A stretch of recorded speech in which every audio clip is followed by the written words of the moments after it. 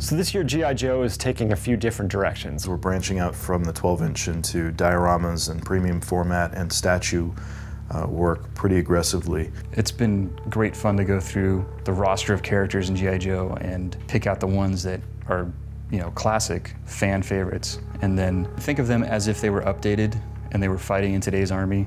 Even though we are working on G.I. Joe and a lot of other formats, we have not even taken a breath of slowing down on our 6-scale stuff. So our 12-inch line is going to take a slightly different tack from a lot of the really hardcore military, definition of the characters' designs, to start to play with a little bit more of the whimsical aspects of some of the, card art representations. It has just basically gone from where we started, and we are ratcheting it up with each release of each figure. The diorama line has been mostly a digital sculpture adventure, and that's been fun to see how much detail has been packed into each of those sculptures, and then sort of refining and tweaking for a fair amount of time. So the designs and sculptures are really considered. This allows us to make a very uncompromised character statement. And two of the pieces that stand off that we're starting with is a really great diorama that has Flint and Zartan sort of just about to come to blows in a swamp, God knows where.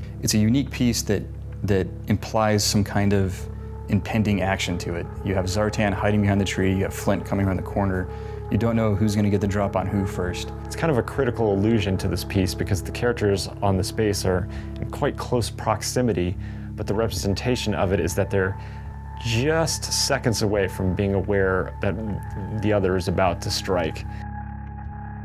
The premium format line is really taking shape nicely. It's something that we always thought of doing when we were originally in the 12-inch line, because premium format is really where Sideshow shines. It's a little bit freeing where we've had roadblocks along the way in the 12-inch development. With the premium format line, we're just going to be able to go nuts. It's a natural fit. There's too many cool characters to choose from. The costumes are great.